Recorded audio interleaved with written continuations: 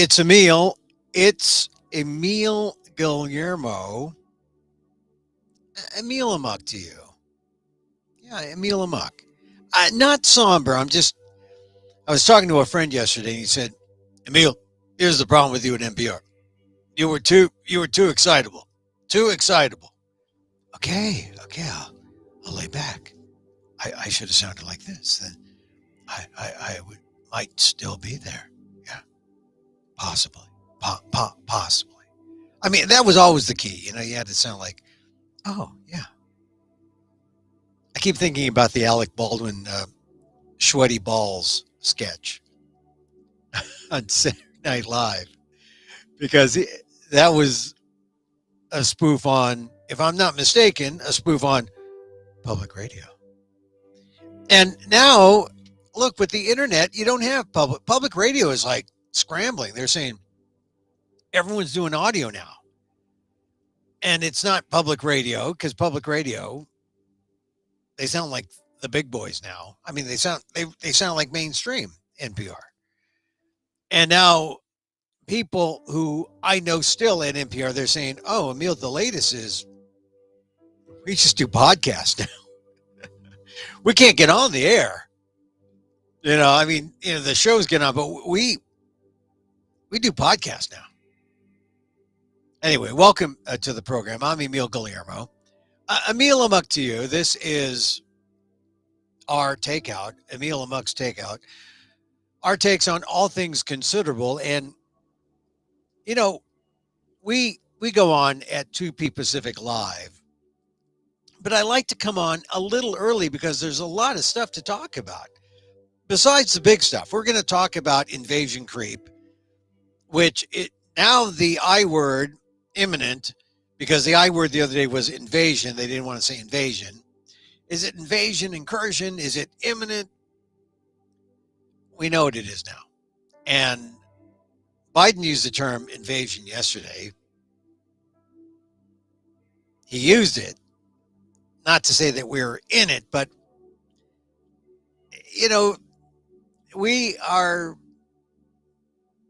we're witnessing history, a kind of bad history. The good history is how NATO and the West respond. But we're going to talk about that. 2:00, that's when the show starts officially. Those of you who are here early, well, then this is my little something extra. This is the lagniappe part. You go to I can't remember now when I've been to a really great restaurant in the last 2 years. I mean, I've been to like one or two restaurants when I've been allowed to enter during the kind of brief respites from lockdown. But I can't remember a really great sit-down restaurant where I had a great meal and where you have a, personal waiter comes up to you and, before he hands you the bill after the meal, he gives you a little something. He says, oh, from the chef, lagniappe, the something extra. So this is the pre-something extra that I like to do before the show, before we start. But there's just a lot. There's a lot to talk about. Something happened to my computer here. Oh, someone had to say, okay. So if you're catching us on Twitter, at Emil Amok, say, oh, what is this? This is our show. We do live stream about 1:45, 1:50, and at 2:00, Monday through Friday. This is show number 251, episode. Let's call them episodes. Episode 251. We put them out on Facebook at emilguillermo.media, so you can always check it out there. Yeah, emilguillermo.media on Facebook. Facebook Watch, Facebook Live. You can catch Facebook Live on your computer. Facebook Watch, I guess, if you go on your TV and you play with your smart TV. So complicated now. It's not like a transistor radio to your ear. It's digital. You get it in all these different ways. We're also on YouTube, our extremely semi-pathetic YouTube channel where we put this show out We put out the Emil Amok's Take Out the Podcast, which we're going to update. And also, we put out the PETA podcast. Today's, I think it's a great PETA podcast because, especially if you love orcas, there's one orca is one of the oldest orcas in captivity. You think you live a crummy life in your New York apartment, 300 square feet. Here's an orca who's 20 feet, about 20, I think it's like 2,500 pounds. Big. It's I think I got that right. Orcas are huge, 20 feet though. And the orca is confined to a 80-foot tank that's 20 feet deep. You can't really go deep and subject to the sun. Lolita has been there. She's 56 years old now. She's been there more than 50 years.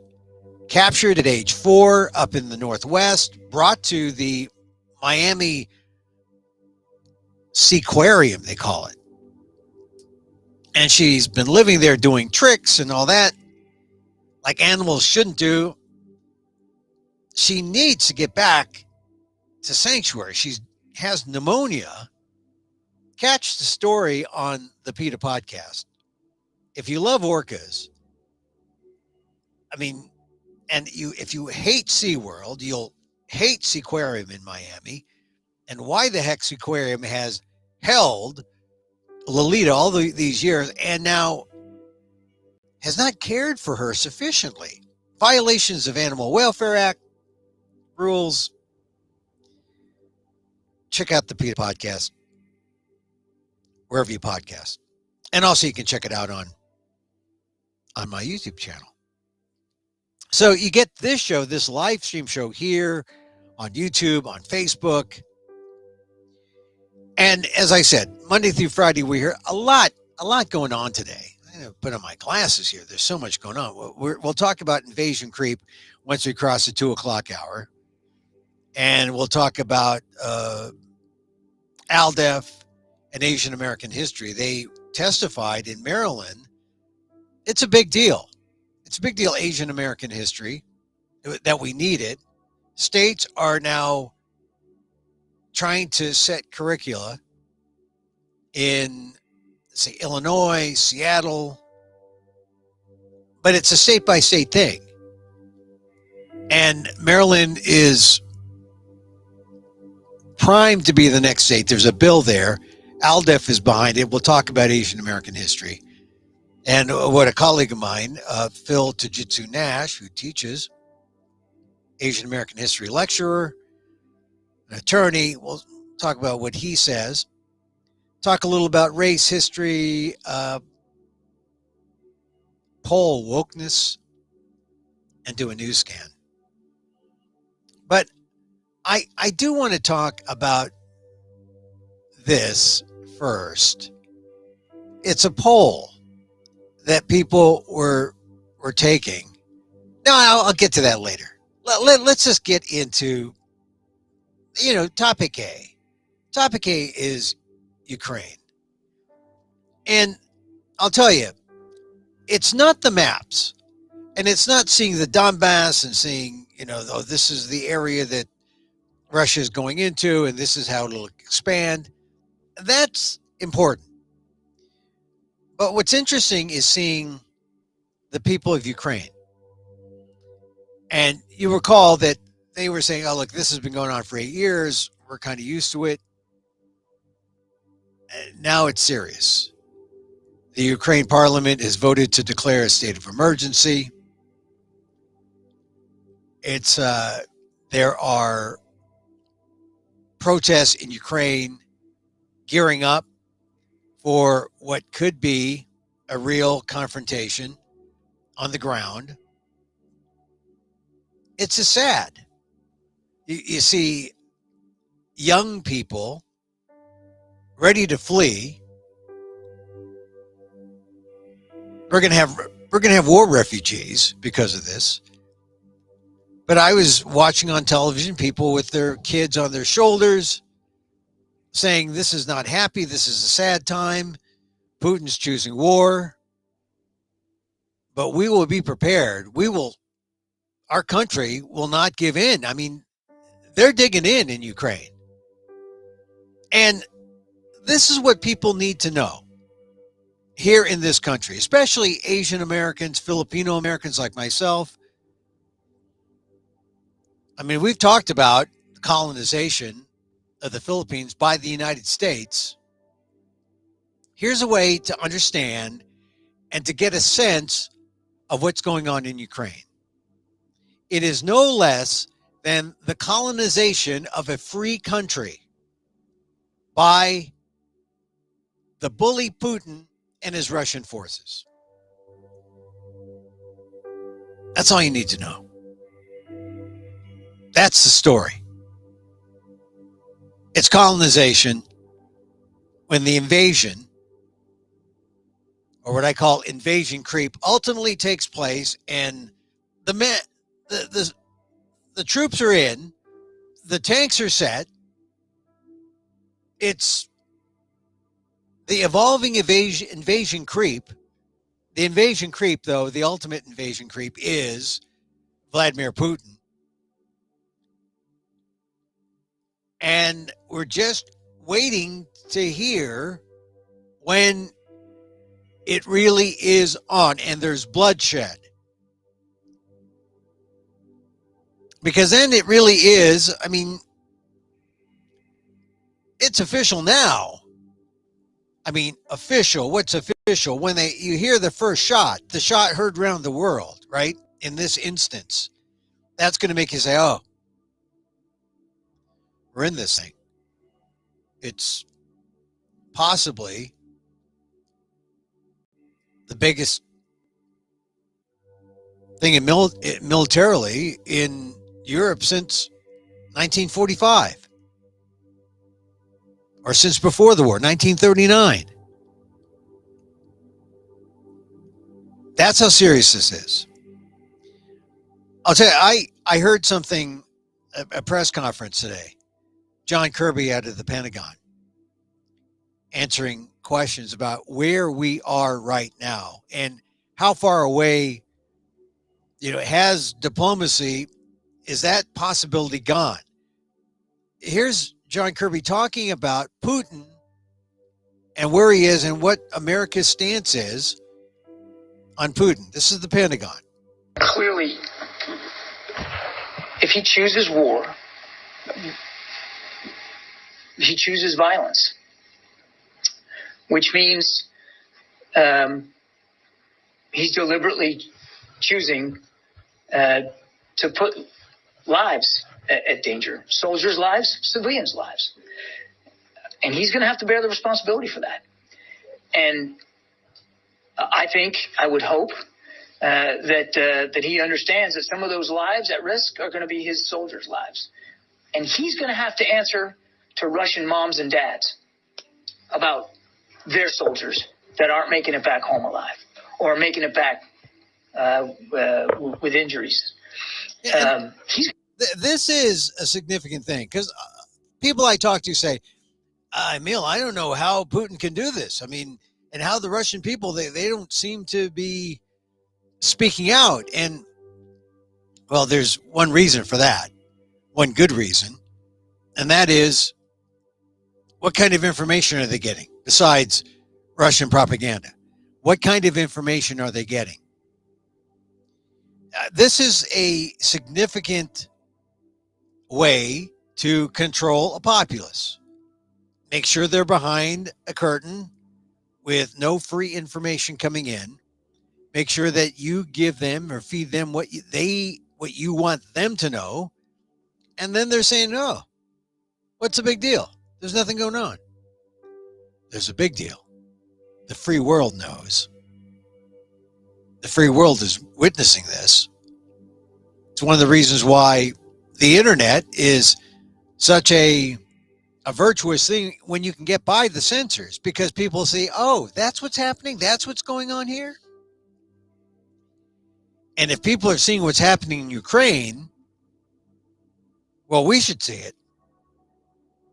It is no less than the colonization of Ukraine by Putin and his bullies. Remember that when people say, I don't care about this. Oh, I care about gas prices. I care about inflation. You should care about colonization too. Because this is what strongman politics is all about. Strongman politics isn't just about the domestic aspects of the strongman flexing his might. I mean, what a waste of strength. You've got strength. Go out there and use it. Start taking over all those lost satellites, all those lost countries. That the Soviet Union, when it dissolved, well, you know what happened. As soon as they dissolved the Soviet Union, everyone wanted freedom. And now this is apparently the motivation for Putin to march on into Ukraine. Oh, those are our people. They're us. No, they're sovereign. And Putin is being an imperializing force onto a sovereign land. That's the way you should look at this. If you're Filipino and I know Filipino Americans, we're sensitive to the idea of colonization. We were America's first colony. That's how you look at this. That's what this is about. Now, let me go back to John Kirby, because he put it in a press conference just within the last hour in stark terms about what is going on there. He's saying Putin's got to accept responsibility for the violence if he chooses. They have, as we've said for a long time, significant combined arms capabilities arrayed against Ukraine right now. And they are ready to go right now, should that be the way that Mr. Putin wants to go. And we would obviously like to see that not happen. And we would like to see him de-escalate. We would like to see him make a better choice here, which we still think there's time to do, and de-escalate. Move those troops back to garrison. Move them back home. Keep them safe, and not pursue a war of choice totally on what is his whim. And that is the thing. This is Putin's whim. Putin's whimsical, militaristic, and soon to become violent war. He made the choice. It is a war of choice. It's not a war of necessity. We could talk. I thought maybe, he's got the people in place. Now maybe we'll just talk and trade sanctions. But I don't know. Every day, invasion creep comes up, and the invasion creep is Vladimir Putin. And at some point, we have to believe President Biden yesterday, the door is always open for diplomacy. And maybe that's why we haven't seen the full-scale thing happen yet, because there was still that door open where NATO and the Russians could meet in Paris, but the Blinken-Lavrov meeting has been canceled. Maybe it'll come back up again. But this is big boy games now. And I think it's given time for those of us in the West to look at it and see it for what it is. And it's also given the Ukrainians time. The Ukrainians they aren't scared.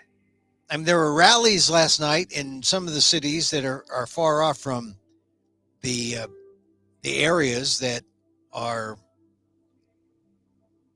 well, they're close. They butt up next to the areas that Russia is assumed to be taking over in eastern Ukraine. But it's sobering But once you understand that Putin's choosing war and choosing violence, as John Kirby at the Pentagon said, what are we dealing with? We're not dealing with a strong man. We're dealing with a crazy man. I mean, a lot of people are putting down Biden because they say, oh, the sanctions are weak. The sanctions are not weak. The sanctions are just something that Russia has, they knew they were coming, so the oligarchs, they've all prepared for that, but now we just have to up the sanctions. And there's going to be more, apparently, when there is bloodshed. But it's unfair for people who, there are GOP members who are still staying loyal to Trump and saying, Biden's weak. Biden's weak. Well, what would Trump do? What would have Trump done? Would he have done a repeat of how he performed 2018 in Helsinki, where he really, literally kissed Vladimir Putin's butt?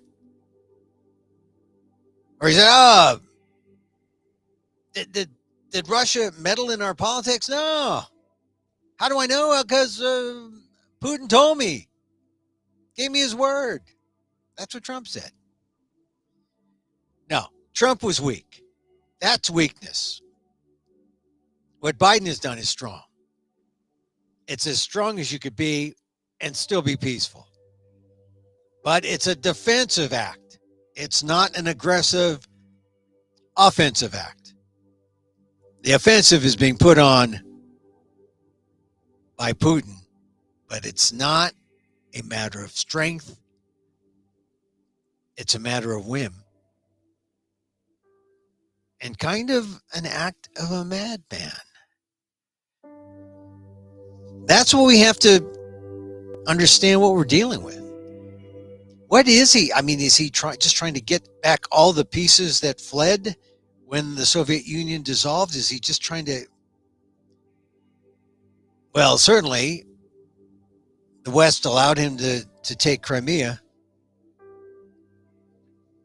And I guess now the West has learned its lesson. And if people who have not been paying attention are now beginning to pay attention, the way to understand this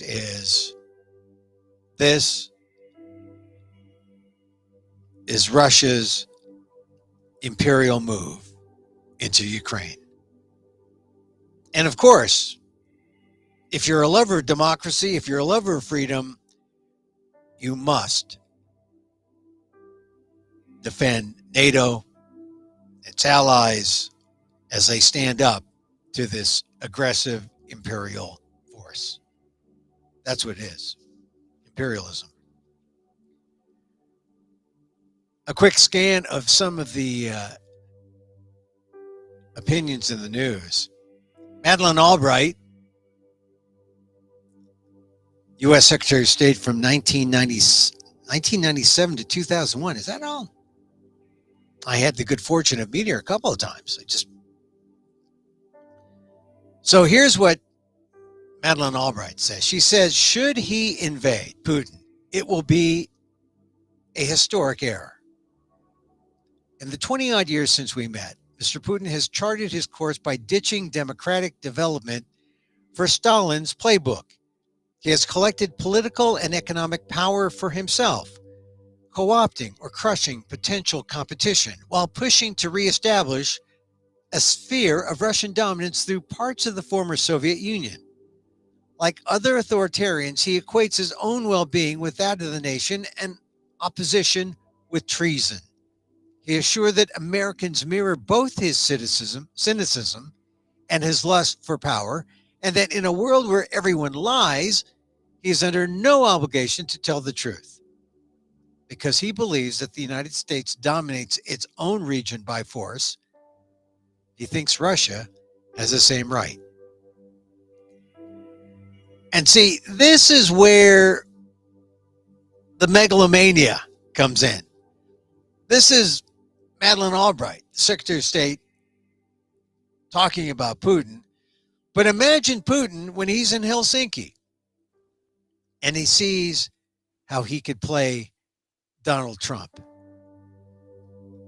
You see now how Trump did no favors to the United States or for the United States as he leaves, and now we have to deal with how other people's impression of the United States were formed and shaped by their direct experience with Donald Trump.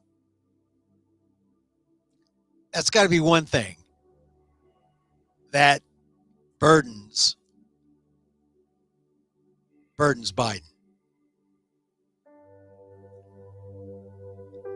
So let me finish up the last two graphs of Madeleine Albright's opinion piece in the Times. If Mr. Putin feels backed into a corner, he has only himself to blame. As Mr. Biden has noted, the United States has no desire to destabilize or deprive Russia of its legitimate aspirations. That's why the administration and its allies have offered to engage in talks with Moscow on an open-ended range of security issues. But America must insist that Russia act in accordance with international standards applicable to all nations. Oh, there's those standards again. Remember, Putin thinks we're all lawless. Putin thinks, oh, we all do it. Maybe he just got that from Trump. Now it's just a matter of getting caught. Mr. Putin and his Chinese counterpart, Xi Jinping, like to claim that we now live in a multipolar world. While that is self-evident, it does not mean that the major powers have a right to chop the globe into spheres of influence as colonial empires did centuries ago. Oh, there's that colonial idea. It's important if we're to understand what's going on in Ukraine. Ukraine is entitled to its sovereignty no matter who its neighbors happen to be. In the modern era, great countries accept that, and so must Mr. Putin. That is the message undergirding recent Western diplomacy. It defines the difference between a world governed by the rule of law and one answerable to no rules at all. And there you have Madeleine Albright's assessment. She was the U.S. Secretary of State, 1997 to 2001. And isn't it interesting? It always boils down to, are we in a world governed by the rule of law, or a world where one answers to no one? And this is really the whole idea about Donald Trump's experience as president of the United States. Because he was all about, oh, wow, we do this in business. You guys don't do this in government. Oh, we do this here. We just wait to get caught. No one catches us, and we can do whatever we want. You don't do this. You look at all the things that are not the norm, and it's when Donald Trump just said, oh, well, we're going to do this. Oh, and it's never been done. I don't care. I do it this way. And we see how that has cost the U.S. some standing in terms of democracy, in terms of our values, in terms of, in the world that believes in right and wrong, he doesn't believe in right and wrong. So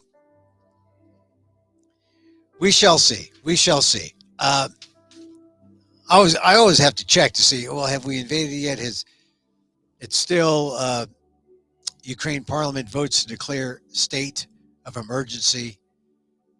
That's the Washington Post headline. Biden announces sanctions on company building Russian gas pipeline. And the Times, let's see, their front page. What's their front page like? Their front page is basically, combat-ready Russian troops are poised for attack, Pentagon says. And as I said, it's going to be a big deal if, just like John Kirby of the Pentagon said, if Putin chooses war, he chooses violence. And it means he's deliberately choosing to put lives at danger, soldiers' lives. And at some point, either he hides the bodies or they come back. And if Russia starts to see that, if Russian civilians begin to see that, as well as begin to see things fall apart, like, their whole infrastructure, food, fuel, heating oil,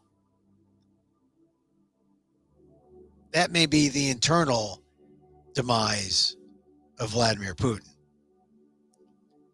I don't think he can take care of all the opposition to him domestically. Not if life through the sanctions really gets bad. So we've covered the big story. As I said, if you're one of those here in the U.S. who says, they're like where I am in the West Coast, Ukraine is about 8,000 miles away from me. I think if I go that, maybe it's closer if I go the other way. But you ought to be thinking about it if, number one, you respect the idea of rule of law, and number two, you respect the idea of sovereign nations being sovereign and not becoming beholden to a bully who comes in and takes them over. And it looks like it's more than just the two eastern Ukrainian regions. It looks like Putin wants to expand further into that area, the Donbass. And if that happens, that's when it can get bad in terms of ground war, in terms of bloodshed. But Putin does have a choice. He doesn't have to go with violence. He doesn't have to go with a war that is based on his whim.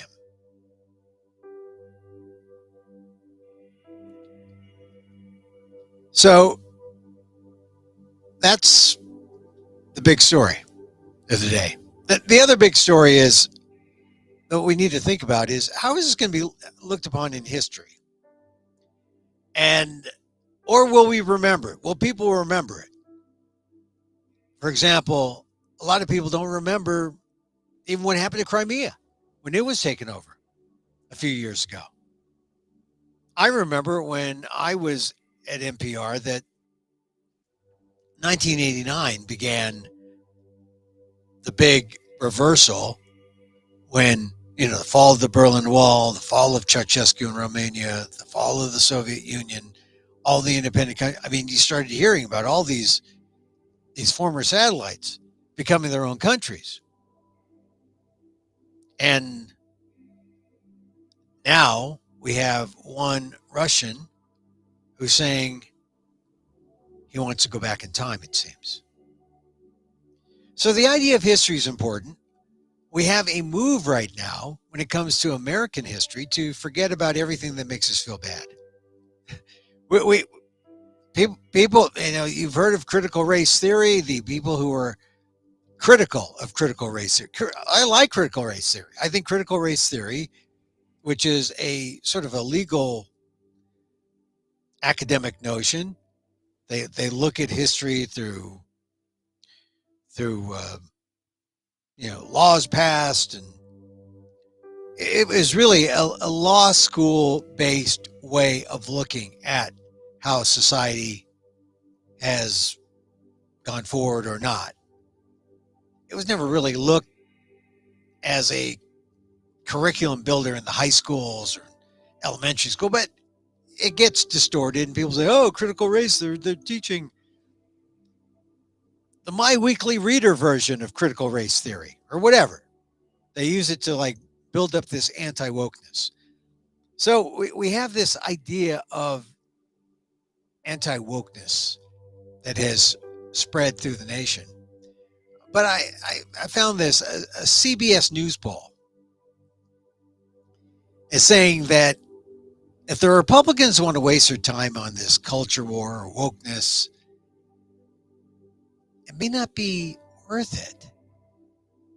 The CBS News poll offers a perspective, and it finds that large majorities oppose banning books on history or race. And they do so because teaching about our racial past really does help people understand and learn and think about things in a better way. You need to understand history.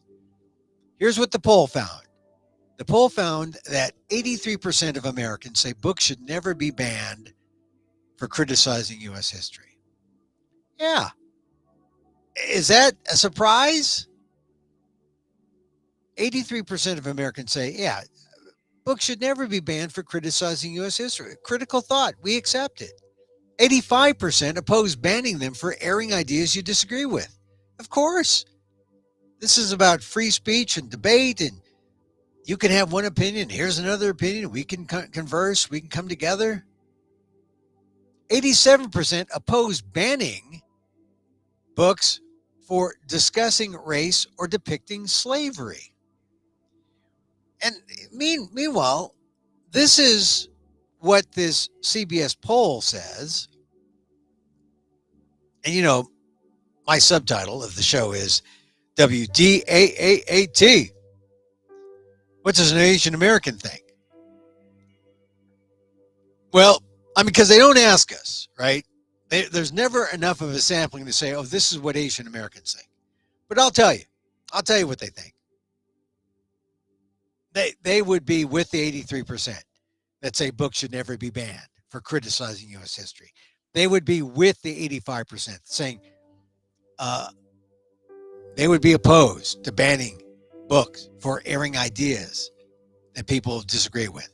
They would join the 87% opposed a banning of books for discussing race or depicting slavery. Because here's the thing. This is what Asian Americans know. Asian Americans know we have been left out for too long. We've been left out of the books, left out of history. You can get out of history in either junior high, high school, even college, and not know a single thing about Asian Americans. It's the way it is. You might get a paragraph in U.S. history. Maybe. It's just not taught.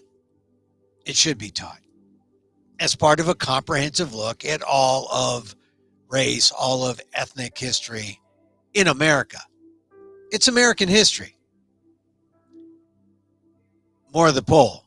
76% of Americans say schools should be allowed to teach ideas and historical events that might make some students uncomfortable. It's not schools' jobs to make you feel fine and dandy about America. That's called, I don't know, that's some other kind of brainwashing.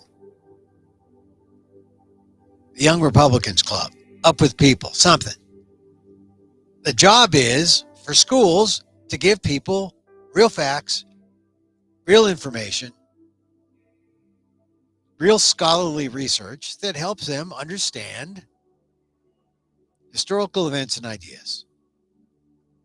Helps them understand the history, how we got to where we are. 60% say teachings make people more understanding of what others went through, while 58% believe racism is still a problem today.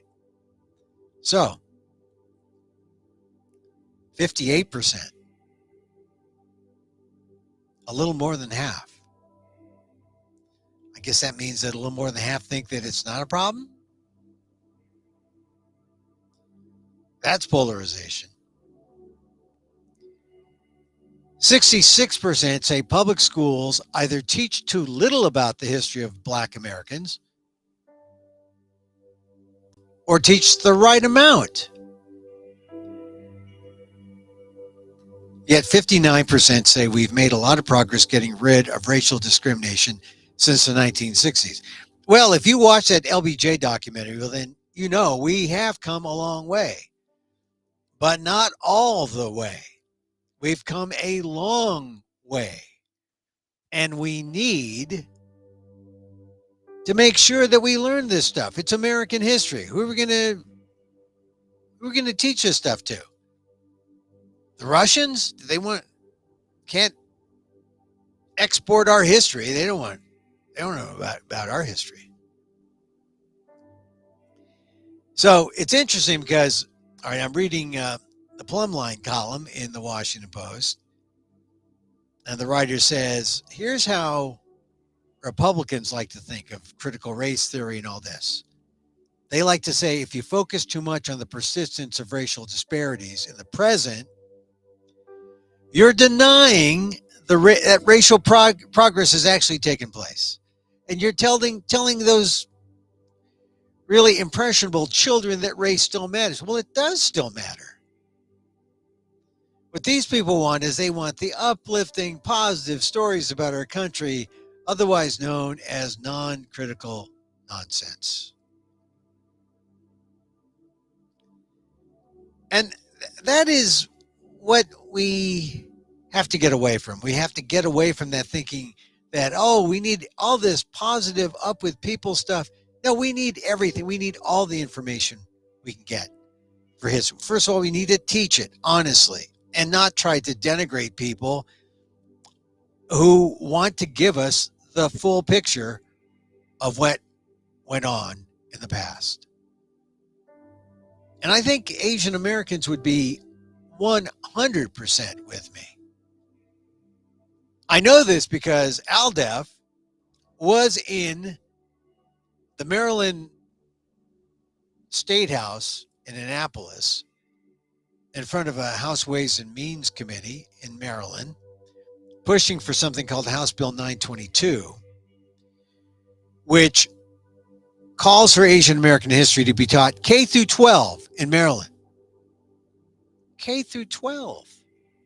That's an important thing. I can't tell you how little Asian American history I got growing up in San Francisco. I got a paragraph on Aguinaldo. Once you got through Emilio Aguinaldo's name, well, there was half the paragraph. Once you're able to understand who Emilio Aguinaldo was, well, that's practically the whole chapter. So I was happy in 9th grade to have that much. But of course, did I have any of that in high school? No.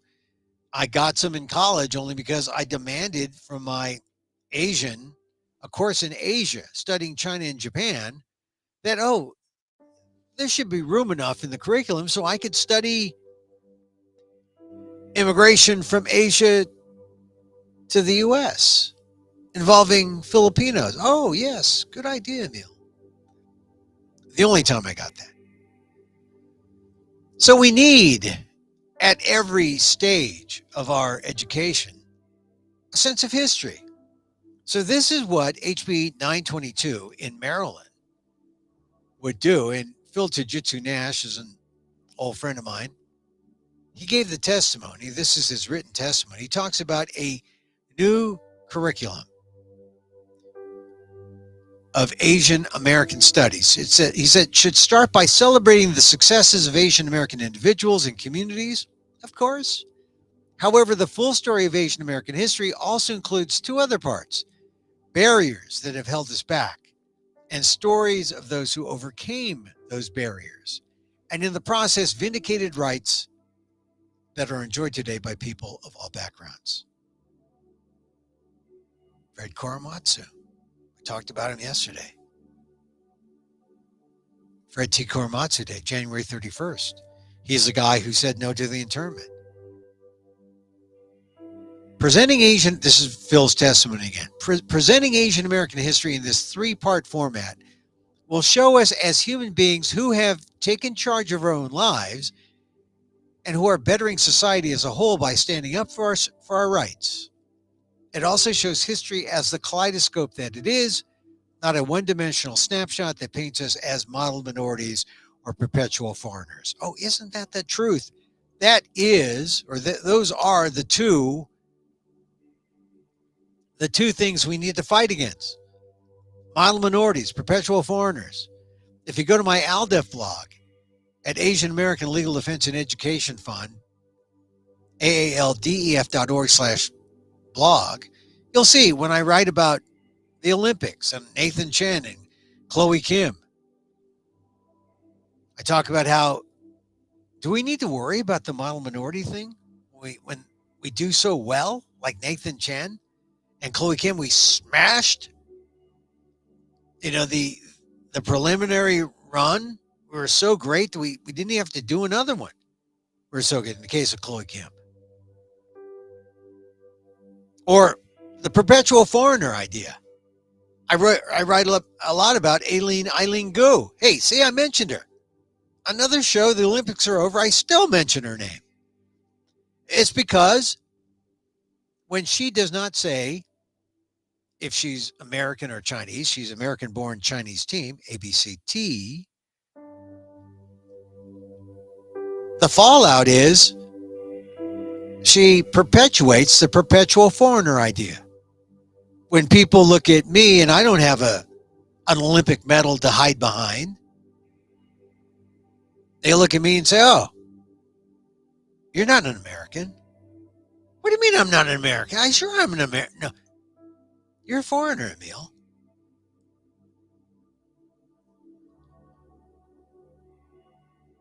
That's why the Eileen Gu story was important. Back to Phil's testimony. Phil Tajitsu Nash of AALDEF. By ensuring that a unit of American history is taught at least once during elementary, middle, and high school. That's it. You get one unit once.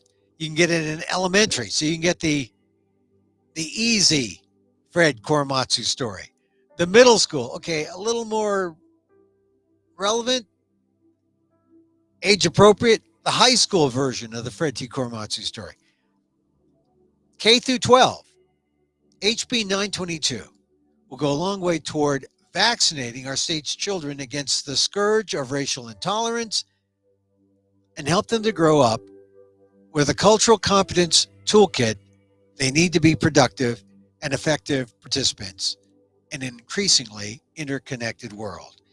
And look, that is one thing about Eileen Gu, that she's pushing far sooner than maybe we're able to handle. She's pushing for that interconnected world. She's born in San Francisco, competing for China, making $31 million a year before the 3 Olympic medals. And as I said in my columns, you can look them up at aldef.org/blog. Maybe why she doesn't mention it is because she's got some kind of sweetheart deal with China.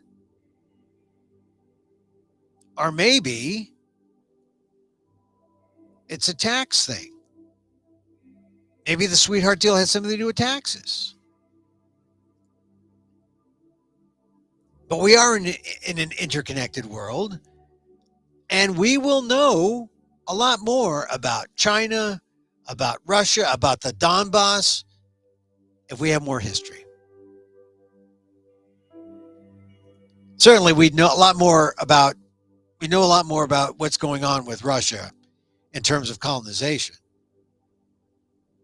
and see it for what it is: an imperial power coming into Ukraine, taking over a sovereign nation.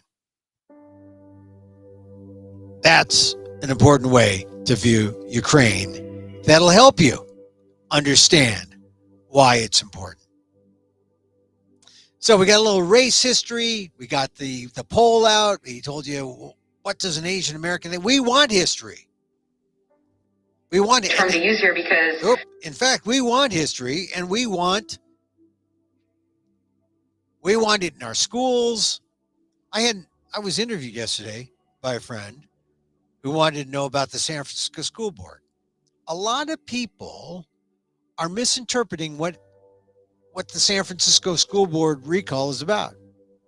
A lot of people want to say, hey, this is about the liberal establishment falling apart in San Francisco, isn't it, Emil? No, it's not.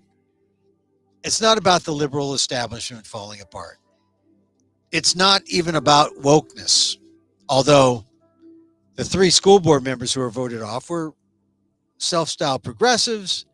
They wanted to do things like rename the schools after, these people, they were colonizers. They were slaveholders. Okay, yeah. That's the low-hanging fruit, to change the names of schools. What people wanted, the reason why these people were voted out, is because they did not have either the interest nor the wherewithal to do something about the schools qualitatively, not the splash on a new paint, change the name. Oh, don't we feel good? I'm talking about really deep systemic things. I mean, you can't fix the schools unless you fix housing. You can't fix housing unless you fix work and labor and income. And you can't fix work and labor and income unless you fix racism. Racism's throughout in housing and employment and schools. But if you look at K through 12 and you say, we got to fix what's going on with our kids as they get into school, you got to look at single moms and how moms need to work, they need daycare, who takes care of the kids? I mean, who feeds the kids? I mean, this is one of the things about schools. Schools have become kind of like the catch-all for a lot of families, the emergency catch-all. And for some it's daycare, for some it's a free meal, for some it's 2 meals. Breakfast, lunch, and a snack in the afternoon. And the pandemic just threw everyone for a loop because suddenly people were sick. How do we deal with that? Mother, father working, who takes care of the kids? Schools are closed. You got to open the schools. It is complicated. So you can't look at the San Francisco School Board recall and say, oh, it shows that wokeness is dead. No, it does not show that wokeness is dead. It shows that people in San Francisco care about real issues in education. And that means we got to teach them. We got to teach the kids something. We got to give them good schools. We got to funnel our resources to make public education work. Because look, I'm a product of the San Francisco public schools. I love the public schools. Of course, they went downhill when I left. It's not my fault. But in fact, the San Francisco public schools,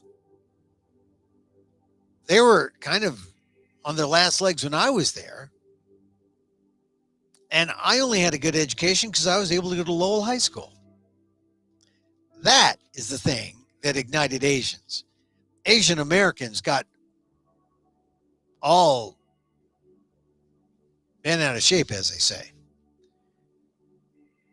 because the school board was messing with their public school experience, which is, I don't have 50, 60,000 to go to a private high school.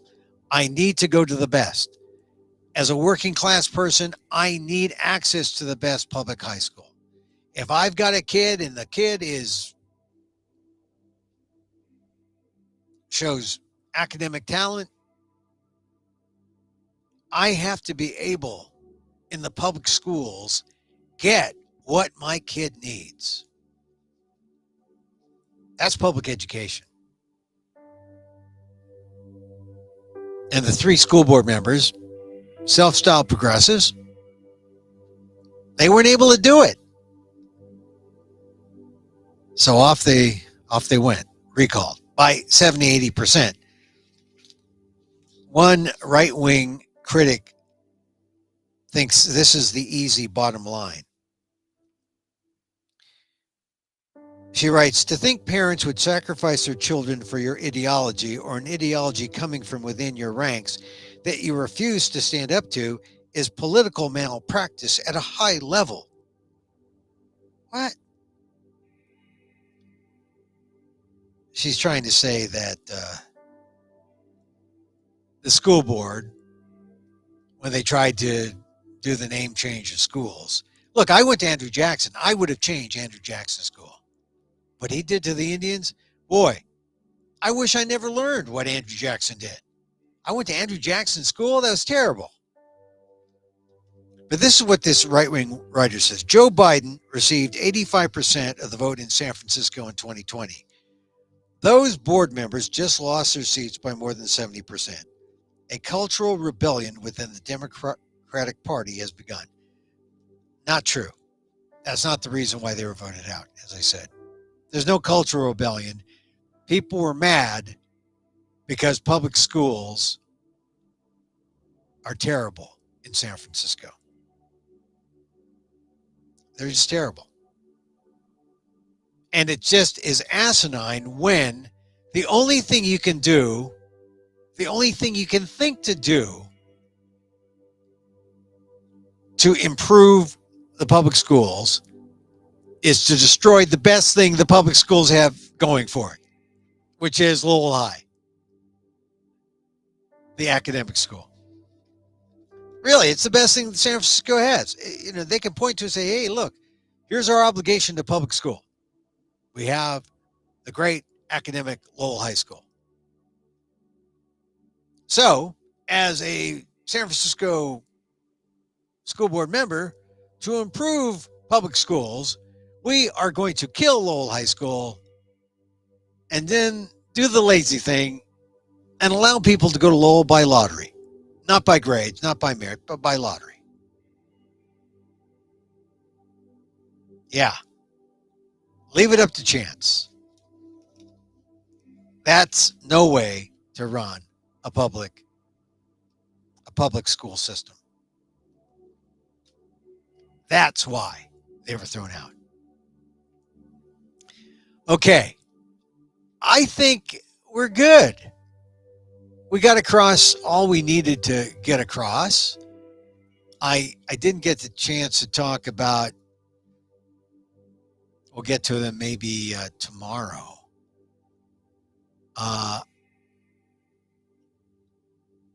The 3 officers and the George Floyd, the 3 other officers, that case has gone to the jury. I didn't get a chance to talk about the Arbery case, but the right thing was done in the Arbery case. The three men who are already going away for a long time, they were convicted in the hate crime trial. So basically, I think that's it. I mean, we're still poised for attack. Combat-ready Russian troops are poised for attack, Pentagon says. The Ukraine parliament votes to declare a state of emergency. So this whole idea that they're relaxed, they're not relaxed anymore. And I think that's good. I'm just looking to see anything else. You know, I was a former soccer coach in my time. I did girls soccer because my daughters. I was a Class C coach, and yeah, licensed and everything, fingerprinted, licensed. I loved soccer, but I kind of burnt out. My kids got old. Not that I got tired, but I just got burnt out. But we did follow the U.S. women's national team. And I'm so happy that they got their equal pay. They got their back pay. They're smiling. Congratulations to them. I guess I'll talk about that maybe possibly tomorrow. It's an important step. It's not the only thing that needs to happen, but everything is a gradual, incremental steps. Incremental. All right. Hey, follow us, if you will. Twitter at Emil. Oh, also, by the way, I'm going to talk about David Fagan tomorrow. We're running out of African American History Month, but it's important. I mean, it's the shortest month, but that's the old joke. Oh, African American History Month, the shortest month. But if you begin with MLK Day in January and you take it through February, it's a long time. Actually, if you just look at American history, you see all of American history in some way, shape, or form is African American history. And tomorrow I'll show you or talk about the Asian American connection to African American history. And it happened in Asia. And it's colonial. And it's important. That's tomorrow on Emil Muck's Takeout. And we flip the page. And we get into the part of the show where we talk about stuff like follow us on Twitter at Emil Muck, see more at amok.com. Read more at AALDEF, the AALDEF blog, aaldef.org/blog. You can always email me. How quaint. Email. Emil's email. Yeah, Emil at amok.com. Emil Muck's Takeout is a podcast that I do wherever you podcast. This is the live stream. This is live. You are special. You're special. This is the live stream. But we do a podcast. Listen to that wherever you podcast. This is What Does an Asian American Think? The micro talk show of the AAPI and the AAXs and the ALLs. And you know I say this at this juncture of the show. If you are here, thank you. Thank you for being here. Really, thank you for being here because it's important. You need a sanctuary. You need a place. You need a micro talk show where, you have a guy who knows talk shows, who's been, a Rush Limbaugh type, only more liberal, more Filipino, less cholesterol, a whole lot less OxyContin. A guy who's done that kind of show, but talking about Asian American things, or talking about it from an Asian American perspective. I'm you. And if I'm not you, if you're not an AAPI or an AAX, that's all right. I'm just like all the rest of you. ALLs, all you ALLs. But you come to this part of the show, and I know sometimes you say you listened, and you say, Emil, I'm not feeling well enough. I have this self-doubt. I wonder about what I'm doing. Take this hand, put it up here, put this hand in here, give me like that. Make it hurt. Oh, no, not that much. A little bit of self-love. It doesn't hurt. A little bit of self-love never hurts. The good kind. The good kind. And so, as I wish for me, I wish for you. May you be safe. May you be happy. May you be healthy. And may you live with ease. Episode 251 in the books. I'm Emil Guillermo. Till next time.